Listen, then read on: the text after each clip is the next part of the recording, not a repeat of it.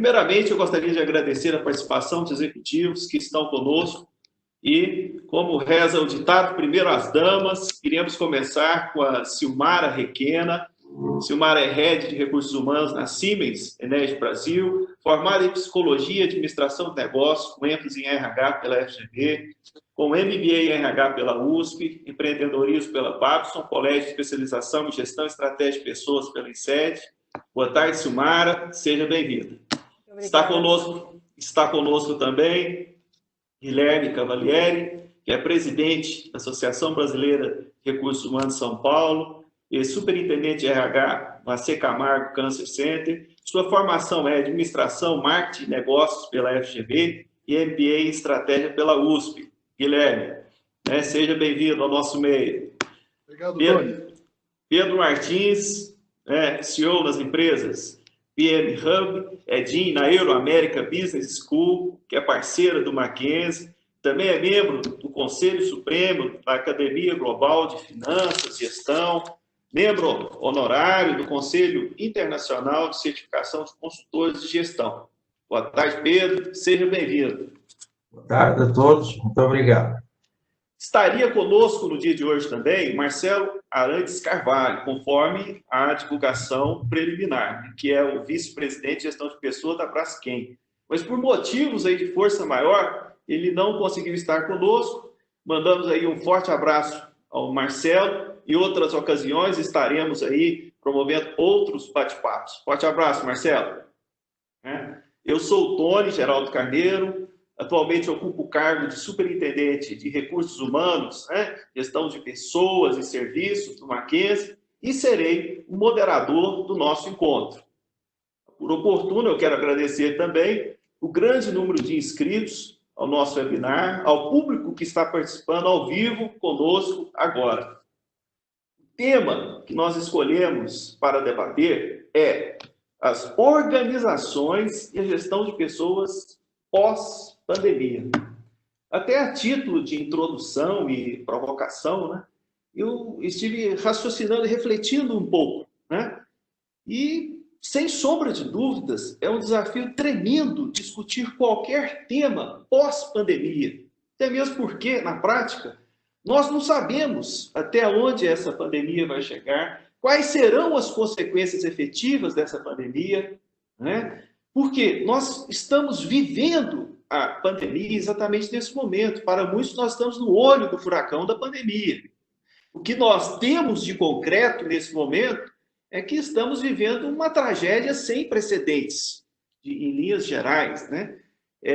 O que nos assegura atestar o que nós estamos dizendo aqui agora é esse momento, quando nós nos deparamos aí nos noticiários, o Brasil figurando entre os principais países em termos de número de mortalidade infectados, batendo a casa aí de quase 1.000 mortes ao dia, no número total de 24, 25 mil mortos em geral. Isso realmente é assombroso para todos nós. Esse cenário é caótico, assustador. Nós não temos uma medicação comprovadamente eficaz, nós não temos vacina. Nós temos aqui uma situação, no mínimo, extremamente preocupante para todos nós. Não só para a área de gestão de pessoas, mas para o empregado, para o empregador, para a sociedade como um todo. E todos buscam uma forma, um subterfúgio para atravessar esse momento de crise com o menor dano possível. Da mesma forma que os empregados, eles estão buscando uma forma de sobreviver, Tudo isso que a gente está vivendo hoje é em virtude de um contexto circunstancial. Hoje nós temos essa convicção que a única ação efetiva para combater a pandemia é o isolamento social. E o isolamento social, da mesma forma como ocorre com alguns remédios, ele gera um efeito, algumas consequências, alguns efeitos colaterais. Qual é o efeito colateral do isolamento social? Muitas vezes, quando a pessoa deixa de sair da sua residência, ela reduz o consumo, há uma retração no mercado, consequentemente, vem um pico de desemprego, todos vão lutar para como eu disse, para atravessar essa pandemia da forma menos sofrida possível, né? Os desempregados vão buscar o subsídio do governo, né? Os empregadores vão lançar mão dos recursos disponíveis, a exemplo das medidas provisórias, né? Que tanto bate na nossa porta, seja 927, 936, antecipação de férias, feriado, seja até mesmo a questão da redução da jornada de trabalho, seja a suspensão do contrato individual de trabalho, né? E aqui vem à tona algumas ferramentas do contexto empresarial, a exemplo do nosso velho e conhecido home office, né? Que nunca teve uma posição de destaque como atualmente, até mesmo no cenário internacional, né? E falando até mesmo em tom de provocação e instigação, que é o nosso propósito, né? Ainda no contexto do próprio home office, não é tão simples assim a gente retirar as pessoas dos seus postos de trabalho e tentar assimilar um novo contexto de home office sem trabalhar mindset, sem trabalhar a questão da cultura e tudo mais, né? Porque muitas vezes no cotidiano, até desde as coisas mais simples, a exemplo, quando o sujeito chega no seu local de trabalho, né, o tradicional bom dia, boa tarde, um aperto de mão, um abraço, né, aquela conversa durante o cafezinho, ela deixa de existir no contexto do home office, né? Porém, nós que somos da área de RH, nós automaticamente vamos manter as nossas obrigações e compromissos. Nós necessitamos amparar, cuidar das pessoas, né? E manter o mesmo grau de engajamento, mas só que com maior sinergia, né? Com maior conectividade, para que a gente possa conseguir manter o mesmo padrão das entregas, né? E, de uma forma geral, eu acho interessante o seguinte, que até pouco tempo atrás, nós buscávamos formas concretas de alocar todos os colaboradores em seus postos de trabalho, né, de forma que eles pudessem exercer sua função de forma tranquila, com satisfação, com bem-estar. E hoje, justamente nesse momento, a gente faz o caminho inverso. Nós procuramos uma forma de levar as empresas às residências dos nossos colaboradores. E aí que entra o nosso desafio, né? Porque tem que aumentar o engajamento, a sinergia, a motivação. O nosso trabalho passa por um momento aí singular de transformação. E é justamente nessa linha de raciocínio crítico, instigativo, que nós gostaríamos de promover esse bate-papo, para que a gente tenha condição de conhecer um pouco mais como é que funciona na prática em outros segmentos, né? Com a contribuição desses profissionais fantásticos que estão aqui conosco, né? Como que, afinal de contas, né, nós estamos aqui, quais as formas de fazer negócio, as formas de trabalhar, como que nós vamos usar a tecnologia a nosso favor, como que está esse grau de engajamento em termos de trabalho de equipe, né, em termos de empatia, buscarmos aqui práticas com maior grau de cocriação, menor verticalização. É nesse sentido que nós gostaríamos de conduzir esse bate-papo, essa discussão, e ouvindo esses experientes executivos, né? E a partir daí, eu gostaria de pedir a Silmara para nos contar quais são os grandes aprendizados com a quarentena do Covid-19 na Siemens. Silmara, por gentileza. Bom, obrigada pelo convite. Primeira coisa, vocês me escutam bem? Sim. Obrigada pelo convite, um prazer estar aqui com os demais colegas também, tanto Pedro como o Guilherme, contigo, Tony. Eu acho que, assim, falando rapidamente, acho que até para dar espaço também para os demais colegas e a gente poder trazer perguntas, eu acho que é um cenário com mudanças que são mudanças de hábitos e mudanças de comportamento, que de forma muito rápida tomaram espaço nas empresas, na sociedade e no mundo, né? Eu acho que quando você falou do home office, é a questão que mais se fala, por quê? Porque todo o o público que nós pudermos tirar de fato da empresa e falar, bom, daqui você trabalha na sua casa para que a gente pudesse assegurar a saúde e a segurança dos nossos colaboradores, porque de fato é o que mais importa e na Siemens a gente como fator primordial, tanto no Brasil como globalmente, né? Eu estou falando pela Siemens Energia, mas falando do grupo Siemens, isto é um ponto que prevaleceu em todo o grupo, saúde e segurança de todos os colaboradores. Então, de fato, todos os colaboradores administrativos, né, colaboradores e colaboradoras, foram imediatamente trabalhar em suas residências. A gente, diferente talvez do que você colocou um pouco, a gente já tinha uma experiência bem forte em home office, onde praticamente todos os colaboradores administrativos já tinham, assim, em sua maioria, a experiência de fazer uma, duas vezes, a maior parte, pelo menos 2 vezes por semana, né, home office em suas casas. Então, assim, só que 100%, ou seja, integralmente, foi de uma vez só, ou seja, do dia 16 de março aqui no Brasil, até o momento, nós estamos em home office. A gente tem a ideia de ficar até final de junho e sabemos que isso pode estender, provavelmente será estendido.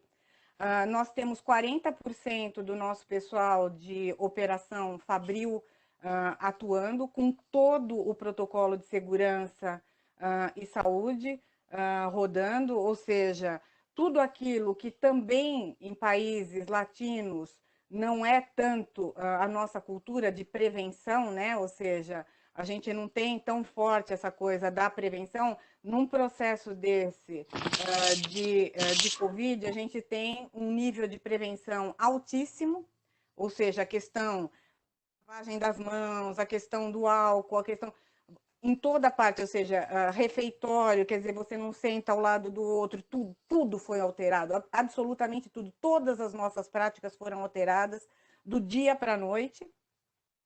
E a gente implementou telemedicina, que era um projeto piloto para todos os colaboradores, para não enchermos os hospitais, etc. Eu acho que isso é um privilégio, né? Porque assim, todos os colaboradores operacionais, colaboradores administrativos, nós temos operações no Brasil todo, como no mundo todo, mas eu tenho que focar no Brasil.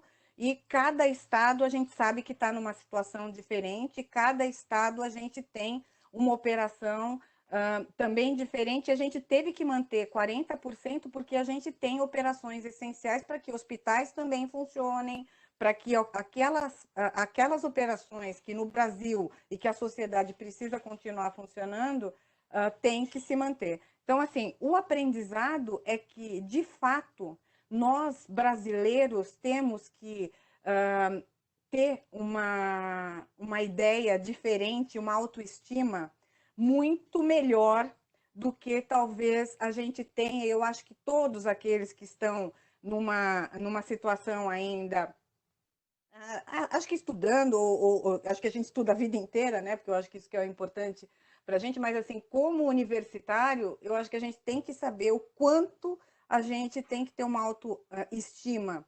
importante como brasileiros e brasileiras. Por quê? Porque a nossa economia sempre teve ups and downs, né? Ou seja, a gente sempre teve altos e baixos, e a gente se vira muito melhor do que culturas que sempre têm algo, tudo correndo muito bem. Ou seja, a gente saiu de uma situação que a gente nem conhecia, como você falou, tem empresas que nunca fizeram home office e que saíram do 0 para 100% de home office e que estão aí se saindo muito bem, como mesmo com 40% dos nossos colaboradores na operação nós estamos com a produtividade 100%, e mesmo com todos os colaboradores em home office administrativos, nós estamos com tudo correndo super bem. Não quer dizer que todo mundo vai ter que trabalhar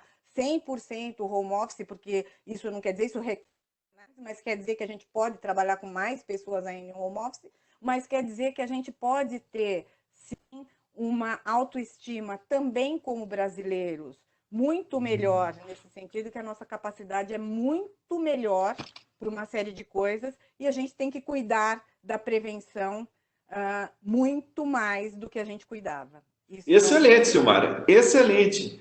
É muito bom saber, né, dessa preocupação em termos de saúde, segurança de todos os colaboradores, que bem, como bem foi colocado, né? E a experiência, a expertise em home office, com certeza está fazendo a diferença para vocês, né? E é perfeitamente compreensível esse percentual, 40% da produção fabril, o que é necessário e vital também para as outras áreas. Perfeito, excelente, Silmar. Gostaria de aproveitar o gancho e perguntar ao Guilherme.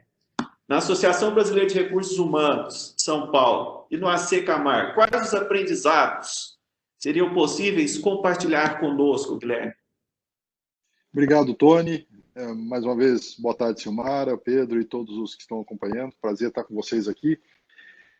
Tony, os aprendizados são do dia a dia, né? E como o momento é de muita instabilidade e incerteza, cada dia a gente vai adequando e aperfeiçoando e procurando adaptar de acordo com o que a gente recebe das informações que vêm do mundo ao mesmo tempo, né?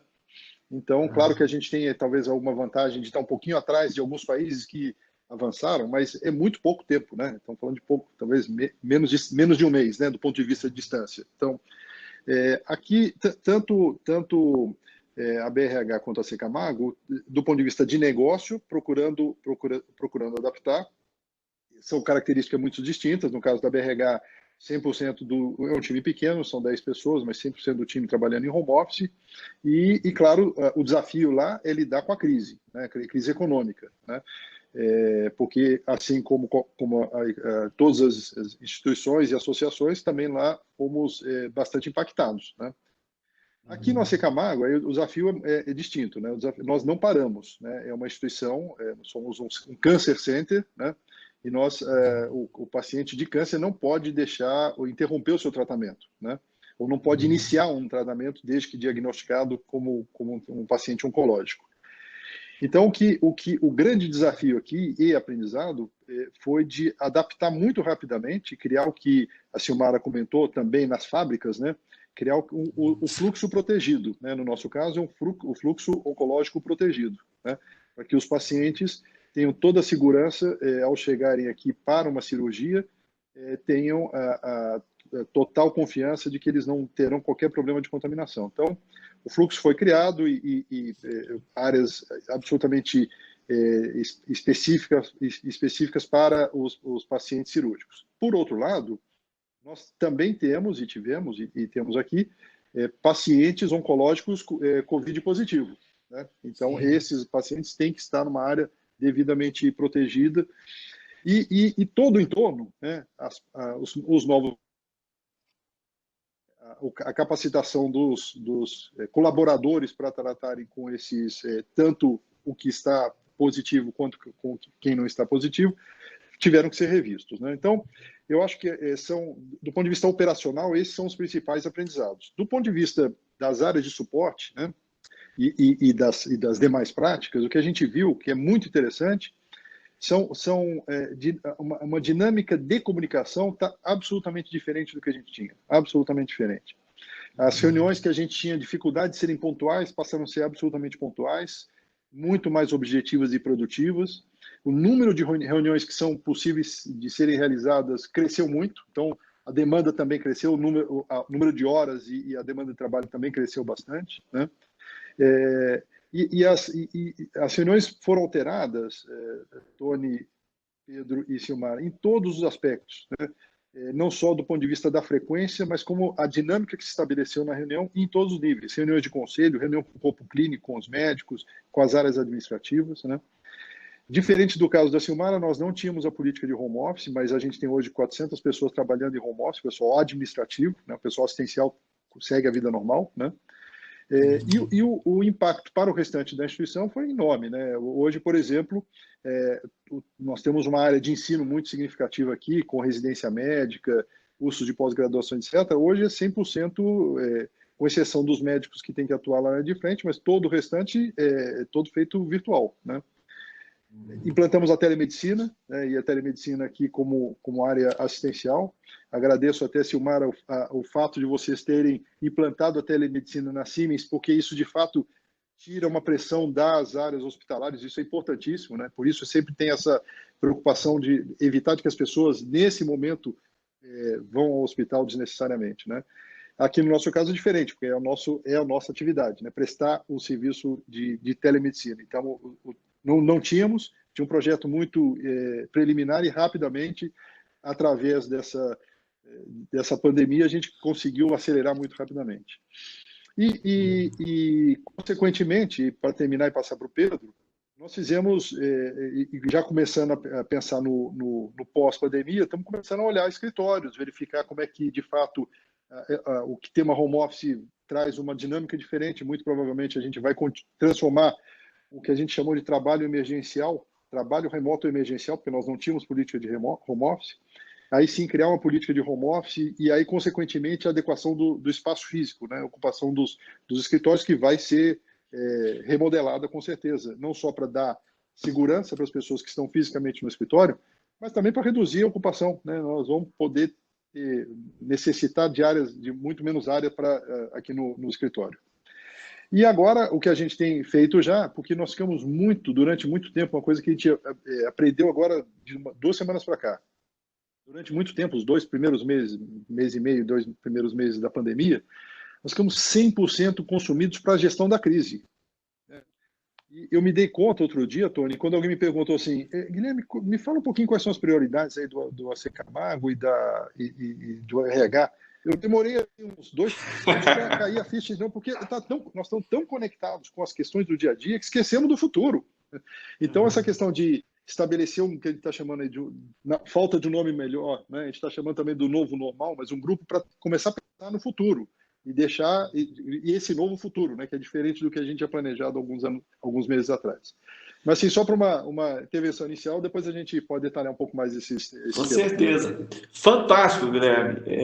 Certamente são prioridades e desafios diferentes, tanto por parte da BRH, que é um desafio maior, lidar com a crise econômica, seja lá no AC Camargo, no fluxo oncológico protegido. O importante é que houve uma evolução, um ganho considerável na comunicação e nessa produtividade em termos de reuniões. Então, acho que isso acaba inspirando outros gestores também, aquela velha história, né? Fazer do limão uma limonada, né? Tirar proveito da crise, né? Nesse sentido, eu gostaria até de aproveitar e chamar o Pedro, nosso bate-papo, o Pedro, né, que atua tanto na área acadêmica quanto no mercado, através de consultorias, e perguntar, né, a partir da sua visão, quais as grandes mudanças implementadas durante a quarentena que vão continuar. E eu digo aqui, Pedro, que nós somos privilegiados por ouvi-lo, porque você tem uma bagagem internacional considerável, relevantíssima. Então, é um grande privilégio para todos nós ouvir suas considerações. Pedro, gentileza. Bom, infelizmente não tenho a bola de cristal que todos nós gostaríamos de ter para adivinhar o futuro, não é? Vivemos tempos de grande incerteza, que você caracterizou muitíssimo bem, e aquilo que nos leva é um certo raciocínio lógico daquilo que nós progredimos agora durante esta primeira fase da pandemia, porque eu acredito que a pandemia, infelizmente, deve durar vários meses ou mesmo anos, não é? E aprender a viver naquilo que hoje já se chama a economia low touch, não é? A economia de baixo contacto, que nós agora fomos forçados a viver, até por uma questão de sobrevivência, não é? Para não corrermos risco de vida, e que vamos, mesmo depois de um certo relaxamento do isolamento, ter que continuar a viver com essas práticas. Então, acredito que esses cuidados de saúde que a Silmara e o Guilherme falaram muito bem, nós vamos mantê-los durante muito mais tempo. Quer dizer, nós estaremos, de alguma forma, iludidos de pensar que voltamos para os escritórios com o mesmo número de funcionários trabalhando em simultâneo nas mesmas áreas e executando as mesmas funções. Portanto, vamos ter que ocupar menos pessoas, ocupar mais espaço. Isso vai obrigar a que muitas funções da home office continuem home office, até por uma questão de produtividade, como o Guilherme falou, e disse bem, isso não é um mal, é um bem, é um benefício. Nós falámos durante tanto tempo que estávamos longe das famílias, por dedicarmos muitas horas de trabalho, passávamos muito tempo no trânsito, etc. O home office, de alguma forma, vai nos dar essa qualidade de vida que nós ambicionamos durante tanto tempo. Não é? Então, home office, com certeza, vamos continuar a ter. Reuniões muito mais produtivas, com certeza que sim. Infelizmente, alguns negócios vão desaparecer completamente. Eu não estou a imaginar, eu pelo menos não terei coragem de ir a uma churrascaria comer espeto corrido nos próximos meses ou anos. Provavelmente vamos comer comida de caixinha, mesmo que vamos no restaurante, ela vai ser servida lacrada e vamos comer debaixo enfim, de uma cúpula de vidro, para não ser contaminados, mas tudo que seja aceleração da transformação digital, tudo que seja comunicação à distância, tudo que seja ir à síntese, portanto, ir à simplificação de processos, que esta primeira etapa da pandemia nos trouxe, nós com certeza vamos ter que manter na segunda, terceira etapa da pandemia, logo que haja um relaxamento do isolamento social, e provavelmente vamos manter para sempre. Isso são benefícios. Agora, o Guilherme chamou a atenção de um aspecto que eu acho muito interessante, que é nós começarmos a pensar no pós-pandemia e nós começarmos a pensar nas reestruturações de fundo que as organizações precisam. A pandemia também nos trouxe outra coisa muito interessante, que é nos focarmos no essencial. Nós perdíamos muito tempo em burocracias e processos que não tinham, de facto, não iam à essência de atividades geradoras de resultado para o negócio, e agora ficou muito claro aquilo que é essencial para os negócios e aquilo que é acessório para os negócios. Então, isso, com certeza, nós vamos continuar a ter. Em relação ao que a Silmara disse do perfil do brasileiro, eu concordo em número, gênero e grau. Aliás, em 99 eu lancei um livro chamado Novas Perspectivas da Gestão, que eu dedicava um capítulo não ao executivo brasileiro em geral, porque o Brasil é uma Babilônia, não é? Tem de tudo, mas ao executivo paulista, dizendo que era o executivo do futuro, porque ele tinha uma formação académica de alto nível na gestão e tinha todo esse swing latino da iniciativa, da criatividade, etc., que agora é mais do que nunca útil. Só que essas características são características de sobrevivência para o período de crise, não é? Agora, nós temos que somar essas características a alguma coisa que os alemães têm, que os nórdicos têm, que é um certo planejamento, uma certa disciplina e uma certa visão de futuro, não é? E de facto, vamos precisar de pegar nesses aprendizados da pandemia, retê-los e estruturar novos processos, novos modelos de negócios, novas estruturas organizacionais que vão ser definitivas até à próxima crise. Nós não sabemos quando é que haverá. Excelente, Pedro. Excelente, Pedro.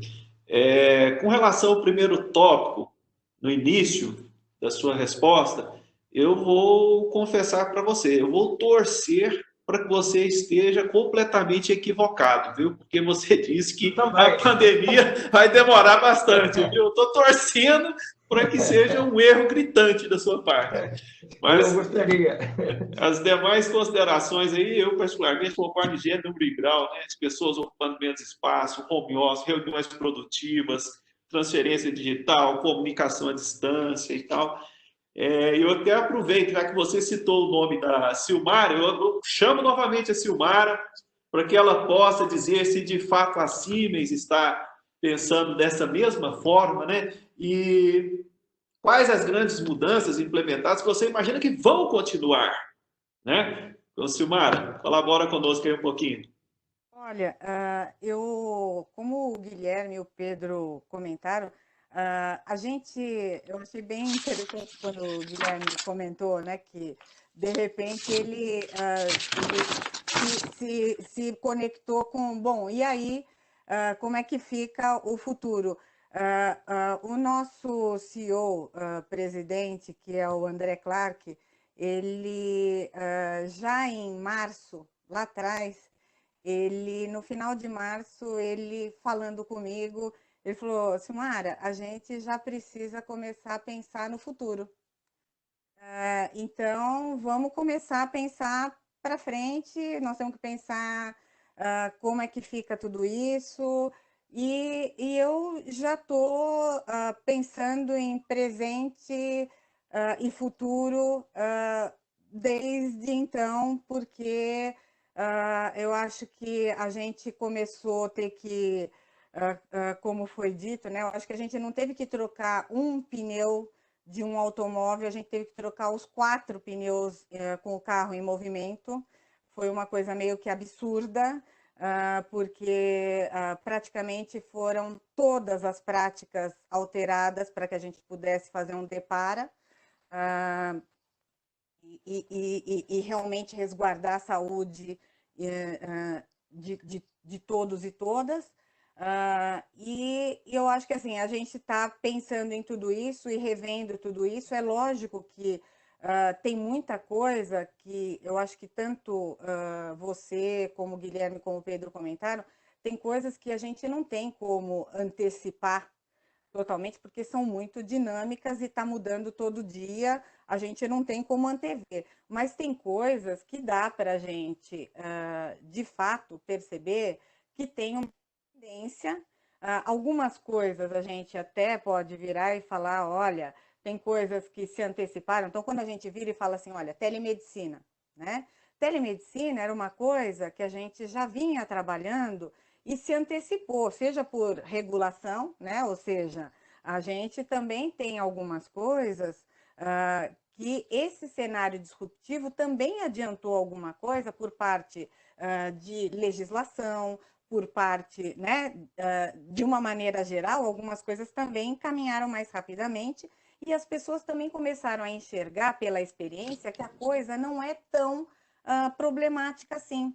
Começaram a ter uma experiência e essa experiência passou a ser uma experiência mais natural. Ou seja, telemedicina é uma coisa que veio para ficar. Ela veio para ficar, é uma coisa que a pessoa não precisa ir para o hospital, porque já nunca foi positivo ficar indo para o hospital desnecessariamente, né? Você só vai quando você realmente precisa, e isso vai ser uma prática que realmente vem para ficar. A questão do home office, eu acho que hoje a gente tem uma política, né, que de 2 vezes por semana, tem o integral e agora o emergencial. Provavelmente isso vai ser revisitado, e vai ser revisitado também, eu acho que de forma legal, né? Eu acho que isto, pensando em termos trabalhistas, isso também vai ser revisitado, tá? Porque eu acho que a gente vai estar vendo um pouco mais que outras funções talvez tenham até mais ganhos nesse sentido, de poder ter mais dias ou passarem a ser integralmente estarem em home office.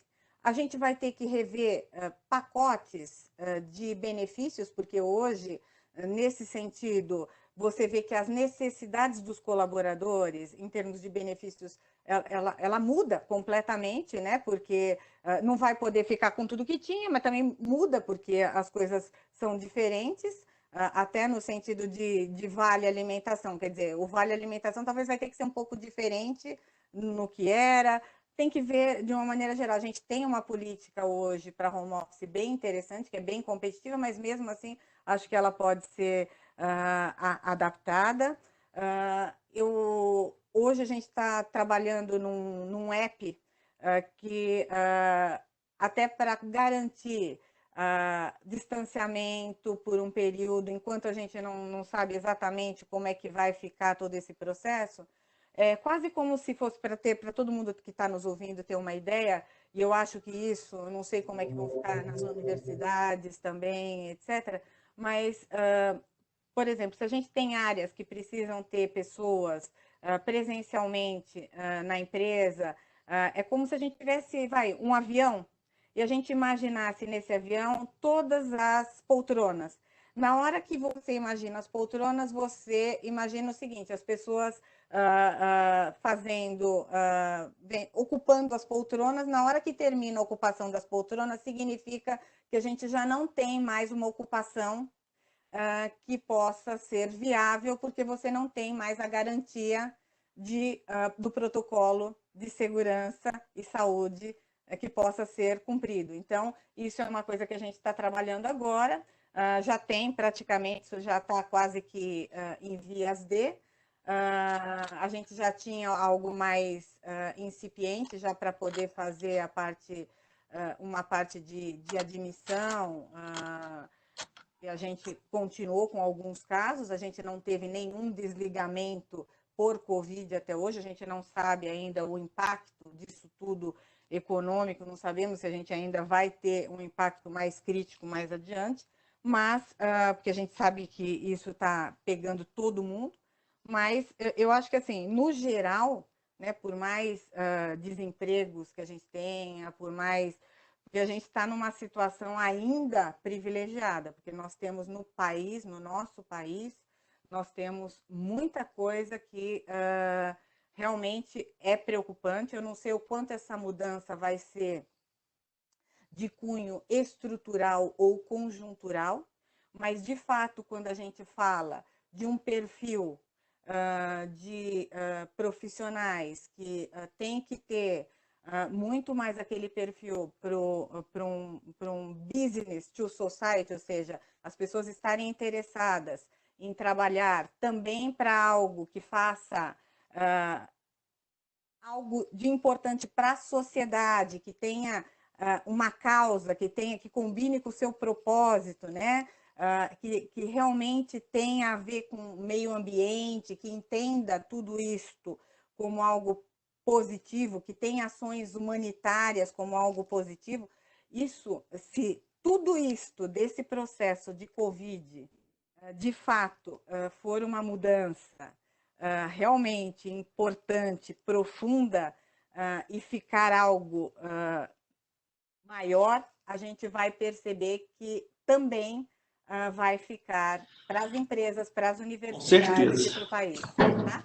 Com certeza. Obrigado pela contribuição. E, sem sombra de dúvidas, o caminho é pensar no futuro, até mesmo, Silmar, para não ter que trocar os 4 pneus do carro com ele em movimento. E sem dúvida, a telemedicina veio para ficar mesmo. São, assim, contribuições valorosas para nós. Eu aproveito o gancho aqui, chamo o nosso amigo Guilherme para comentar ainda a respeito do aprendizado da quarentena e também já antevendo a economia low touch, que foi comentada pelo colega Pedro, né?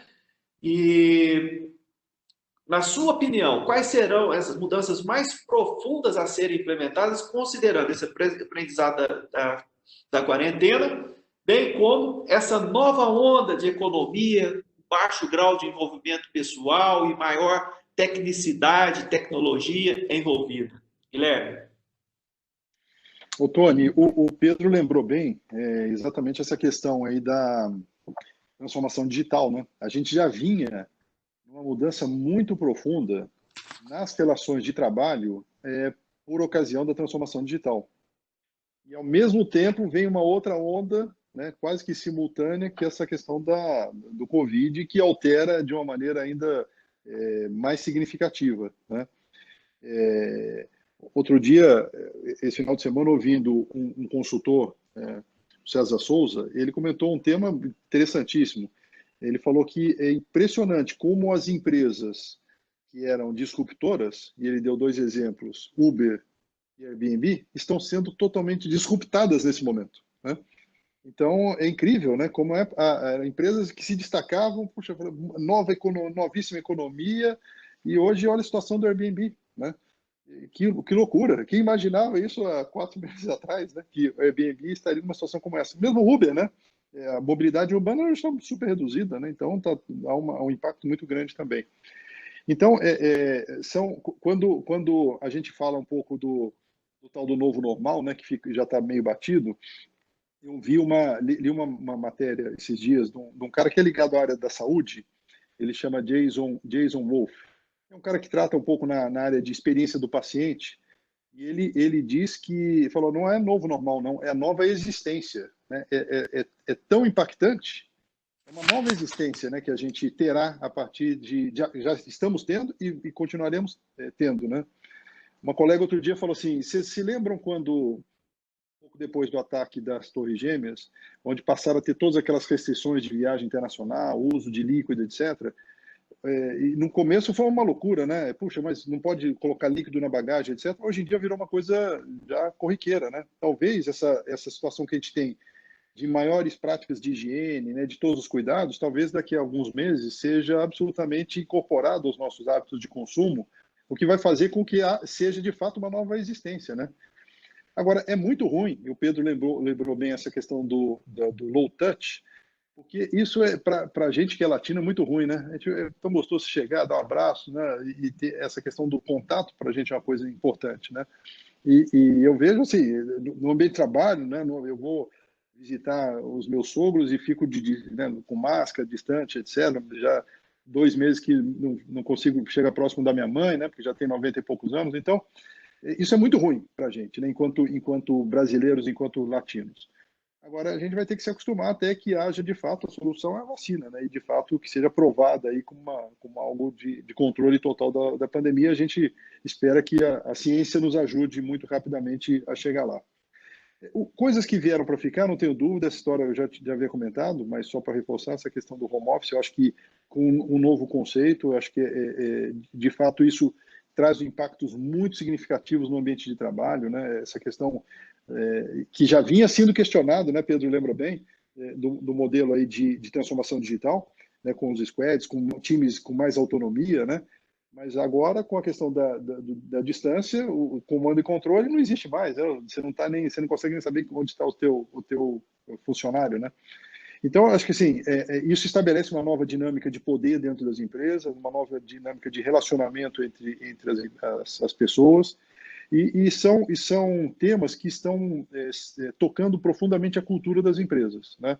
E eu acho que nós, enquanto profissionais de recursos humanos, se a gente for competente, é o momento da gente dar uma revisitada nesses pilares da cultura, porque, claro, que tem coisas essenciais que são imexíveis, mas há coisas também que, nesse momento, esse momento que a gente está vivendo é uma janela de oportunidade que pode representar uma evolução da cultura, porque as resistências, nesse momento, talvez estejam um pouco menores, né? Então, mesmo muitas empresas tinham muita resistência em home office e foram obrigadas. Então, por que não aproveitar para evoluir um pouco mais num novo ambiente e, consequentemente, numa nova cultura, né? Eu acho que é uma oportunidade para a gente muito interessante enquanto RH, sabe? Perfeito, perfeito. Excelente, Guilherme. Concordo também que possivelmente esses procedimentos serão incorporados, né, como bem citado pelo comentarista, né? E eu aproveito o gancho para perguntar ao Pedro, né, na sua experiência, na sua visão, se porventura vier, né, a segunda, terceira onda de pandemia, como alguns infectologistas aí estão prevendo, É a sua visão. Nós vamos voltar ao ponto zero pelo fato de ser uma nova pandemia ou nós vamos aproveitar consideravelmente tudo que nós estamos vivendo? Como é que você imagina que o mercado em si vai recepcionar novas ondas? Pedro?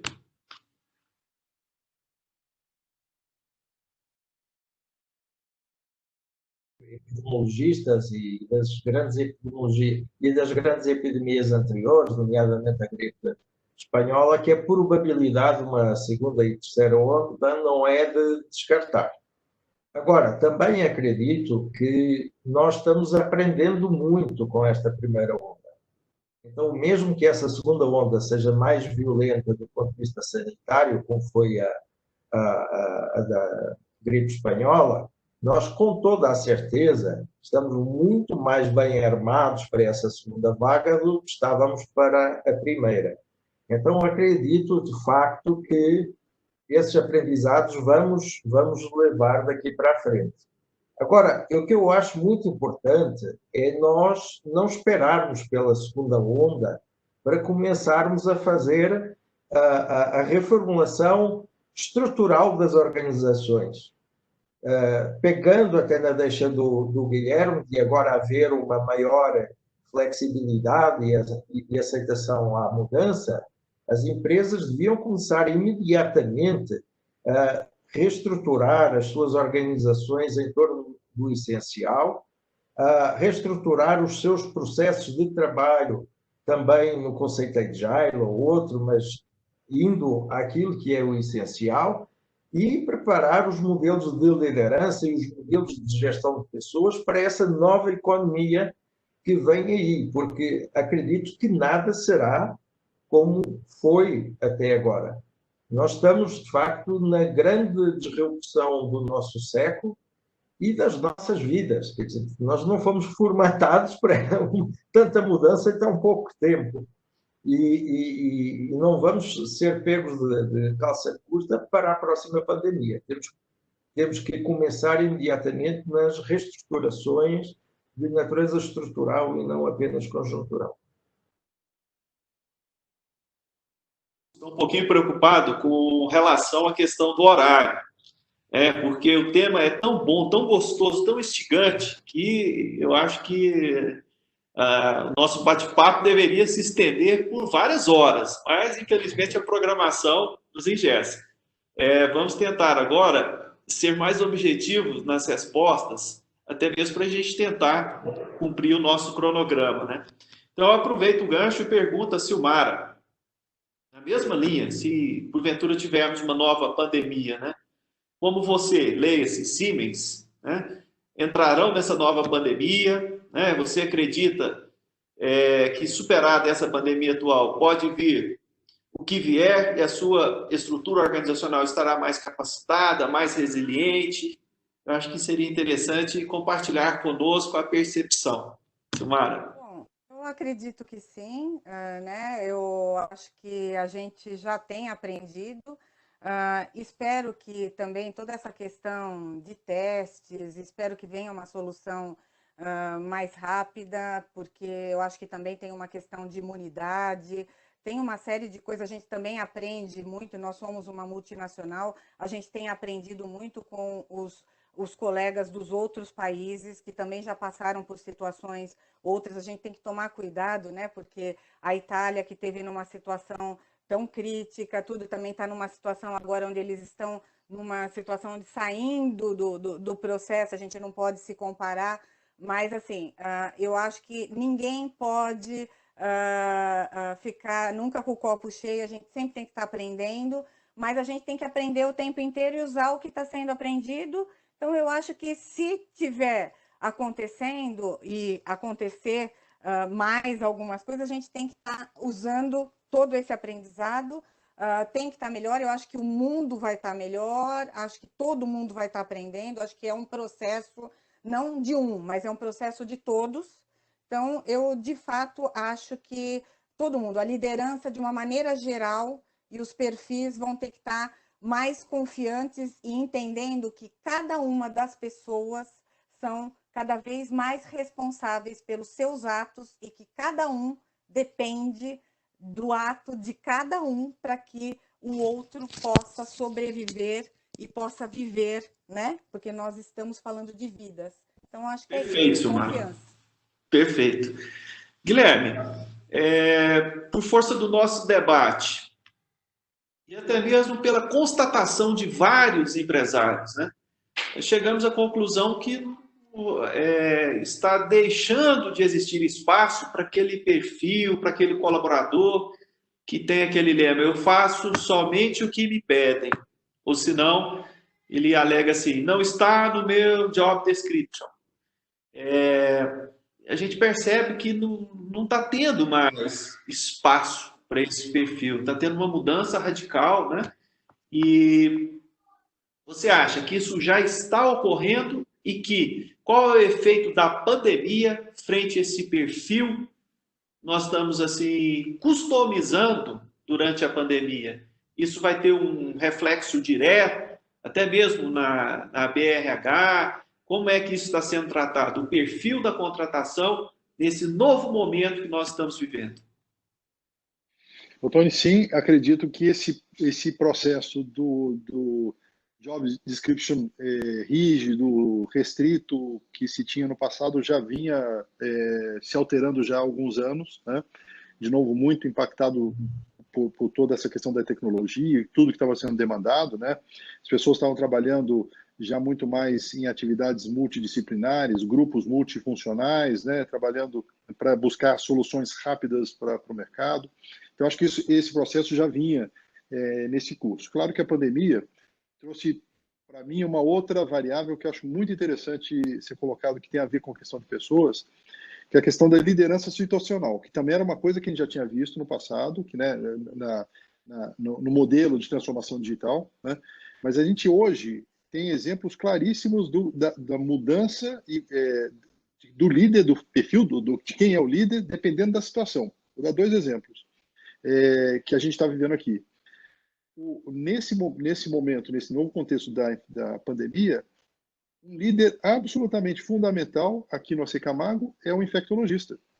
Nós sempre tivemos um infectologista que lidava aí com as questões de cuidados aí com questão de infecção, centros cirúrgicos, etc. Mas nesse contexto ele assume um papel absolutamente preponderante, que é um cara que estudou, está preparado, sabe das questões de pandemia, sabe como controlar, e ele assume uma liderança. No nosso comitê de crise, ele praticamente lidera as reuniões. Era um cara que estava ali até bem pouco tempo atrás, cuidando de uma funçãozinha muito específica. E assumiu um protagonismo espetacular, que a gente jamais imaginava. E o segundo, dentro da própria área de RH, quem imaginava que a área de medicina do trabalho fosse tomar a importância que toma hoje? É por ali que passam os colaboradores, é por ali que está, junto com a área de segurança do trabalho, tomando uma importância gigantesca de adequar os locais de trabalho para garantir que eles são seguros, né, que as pessoas que estão vindo ao trabalho estão aptas para trabalhar e que estão sendo bem orientadas, né? Era uma área absolutamente coadjuvante ali, esquecida, né? Ninguém falava dela, e medicina do trabalho hoje é importantíssima, né? Então, é incrível como esse contexto faz com que apareçam novas lideranças, novos papéis, né? E que, de fato, ia ser um pouco da dinâmica que a gente vê, né, hoje em dia. Então, assim, só para ilustrar um pouco do que a gente está vivendo aqui. Eu queria ouvir sua opinião em relação ao perfil, né, que as organizações passam a exigir a partir desse momento. Pedro? Bom, as organizações com certeza vão querer pessoas mais polivalentes, pessoas que sejam mais nexialistas no conceito em que ele não é um especialista, mas aquele que sabe tirar proveito de várias especialidades, de conjugar vários recursos e vários conhecimentos para uma solução orientada para o negócio. Também acho que é muito importante que o novo profissional seja um profissional de propósito. Se alguma coisa que esta pandemia nos trouxe foi uma importância maior da solidariedade social e do propósito das empresas, e o profissional tem de vestir essa missão da organização e ser uma pessoa, de facto, com vontade de ser colaborativa, porque nós só saímos da crise económica violentíssima que se vizinha de uma forma colaborativa, que é tentar fazê-lo se isolando e não beneficiando de uma certa cadeia sistémica de valor da sociedade, provavelmente não vai ser bem sucedido.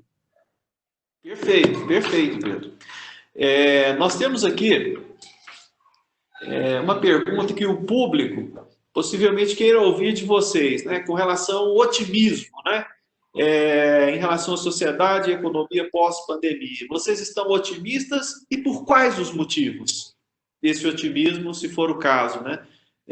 Guilherme, podemos começar por você, depois o Pedro e finalizando com a Silmara.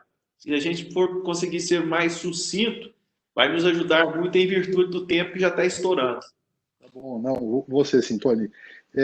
Sou otimista, sim. Acho que a gente está sendo testado um grau grande de resiliência, né, de se reinventar. E eu acho que isso por si só já é um motivo de grande otimismo, né, porque nos tira de uma zona de conforto de uma maneira espetacular, né?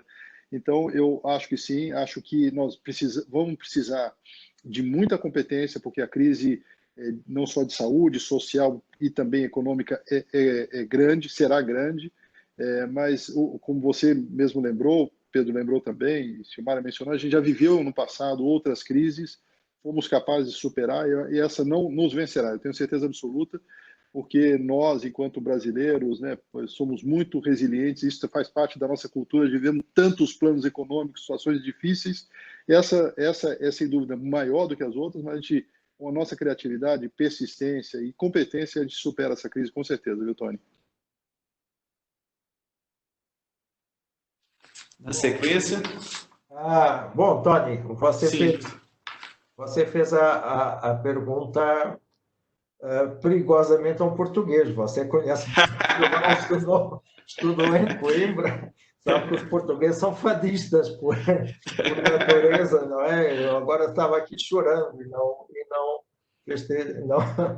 festejando. Não, mas eu tenho um lema na vida que aplico agora mais do que nunca. Esperar o melhor, preparar para o pior e aceitar aquilo que vier. Não é? Então, eu obviamente que sou otimista no sentido em que nós vamos superar todas as dificuldades. Eu acredito que a espécie humana não se vai extinguir desta vez, se bem que um importante filósofo diz que só há três espécies que podem dizimar a espécie humana: o homem, ele mesmo, as bactérias e os vírus. Mas eu acredito que não será desta vez que vamos conseguir, vamos ser extintos. Então, nesse sentido, estou otimista, mas também acredito que vamos passar por momentos de grande dificuldade. E a forma de minimizar esses momentos, repito, é não estarmos à espera deles e nos prepararmos, nos estruturarmos para essa nova economia de baixo contacto, maiores dificuldades económicas, enfim, tudo que já foi dito. Perfeito. Silmara? Bom, eu sou otimista também. Eu acho que a gente tem que acreditar. Eu acredito no ser humano, acredito, acho que no nosso povo. Não acho que vai ser fácil. Também não acho que a gente pode ser inocente, achar que vai ser né, fácil, como o Pedro disse agora. Só que pode ser devastador em muitos lugares. Só que eu acho que a gente é corajoso. Nós temos que fazer nossa parte. Tem muita gente boa, nós precisamos das universidades, nós precisamos de todos, e, de fato, eu acho que a gente pode contar e pode saber o quanto a gente pode ainda confiar nas pessoas, porque eu acho que a gente tem uma desconfiança que não pode ser alimentada, a gente ainda tem que procurar entender que há confiança, que pode haver e que tem muita gente boa em todos os lugares, e eu acho que a gente está vendo, e essa solução vai ser encontrada, tem muita gente que está atrás disso, e a gente tem que fazer a nossa parte, a gente tem que contribuir em todos os lugares, todo dia, toda hora. Está cansando, mas a gente não pode cansar. É isso. Excelente, excelente, Silmara. Veja bem, pessoal, chegaram várias perguntas pelo chat, mas infelizmente nós estouramos o tempo. Eu fiquei aqui num dilema entre amplificar o tempo do webinar ou seguir rigorosamente. Mas em respeito aos nossos convidados, e principalmente as pessoas que têm programação na sequência, nós optamos a respeitar o máximo possível aqui o horário previsto. Nessa linha, eu peço, Silmara, Guilherme, Pedro, que vocês façam um resumo do nosso encontro e deixem uma mensagem para o nosso público e de uma forma breve, já fazendo o fechamento da parte de vocês. Tá bom, pessoal? Silmara? Eu até fico... Eu gosto muito de responder as perguntas quando as pessoas mandam, né? Como tem muita gente de universidade, né? Eu realmente gostaria que cada um e cada uma entendesse que o seu papel e a sua influência na sociedade é muito importante e, independente de tudo que a gente está passando agora, eu acho que isso vai fazer com que a gente, quando superarmos isso, que a gente fique mais forte, porque toda a experiência nos torna mais fortes. Não é fácil, se a gente fosse escolher, era melhor escolher não passar por isso, mas uma vez passando, eu acho que a gente tem que dar o nosso melhor, fazer o nosso melhor e buscar, de fato, contribuir e trabalhar juntos, porque nessa hora não é competir, é de fato buscar se unir e fazer o melhor juntos, porque a gente vai sair disso juntos, não sozinhos. Guilherme? Bom, gente, acho que a Silmara lembrou bem, né? A gente está falando basicamente para um público de estudantes, né? Ligados aí nível universitário, pós-graduação, né? Então, a minha mensagem aqui é de que a saída, a solução virá da ciência, né? Então, o papel das universidades e nosso papel enquanto estudantes, né, eternos estudantes, é de acreditar na ciência. É ali que a gente consegue botar o conhecimento humano, né, para buscar as melhores soluções. E ela vem desde as áreas biomédicas, né, até das áreas sociais, né? E todas elas estão sendo demandadas e serão demandadas, passando pela economia, pela administração, e pela engenharia, né? Como é que é o novo contexto, a arquitetura, o novo ambiente. Então, eu acho que assim, a crença é de que bom a gente poder endereçar a palavra de otimismo para estudantes, porque a solução virá das pessoas que estudam, né? Que estão se preparando para criar um mundo melhor para as próximas gerações. Então, muito obrigado por essa oportunidade de estar com vocês e a mensagem assim, de muito otimismo para os estudantes e persistência para continuar os seus estudos. Obrigado, Guilherme. Pedro? Bom, eu quase que me vou repetir aquilo que os dois antecessores disseram. Eu creio que a solução para todos os problemas que vamos enfrentar no futuro estão no conhecimento médico, no conhecimento económico e no conhecimento de gestão. A situação é demasiado grave, complexa e, eu diria mesmo, inesperada para ser resolvida em cima das coxas, de uma forma amadora. Tem de ser resolvida com um nível de assertividade muito grande e de uma forma colaborativa. Portanto, as pessoas de bem, as pessoas com propósito social, devem se unir no sentido de soluções conjuntas para problemas que são comuns a todos nós. Perfeito, excelente. Ao pessoal que participou, enviando perguntas via chat, eu gostaria de dizer que nós estaremos encaminhando as suas perguntas aos palestrantes e, oportunamente, eles terão a oportunidade de respondê-las. Elas não ficarão sem respostas. E Silmara, Guilherme, Pedro, mais uma vez, nós gostaríamos de agradecer aí por vocês terem aceito o nosso convite, participado aí do webinar, pelas riquíssimas contribuições ao nosso público. Nós sabemos que, certamente, isso vai servir de insights para empreendedores, para operadores vinculados à área de gestão de pessoas. de fato, aí nós não temos assim palavras para agradecer e reconhecer a grandiosidade das contribuições, né? E aproveito também, mais uma vez, para agradecer a equipe do Mackenzie Soluções, que deu total apoio na organização desse evento e realmente fez toda a diferença.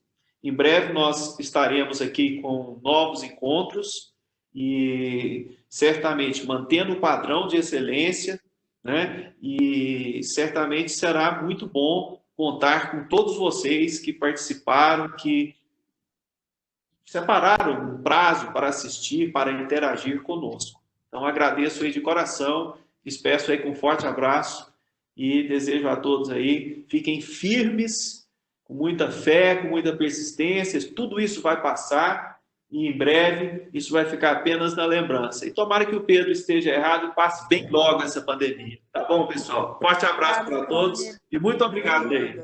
Tchau, tchau. Abraço. Um abraço para todos. Tchau. Obrigado. Tchau. Tchau.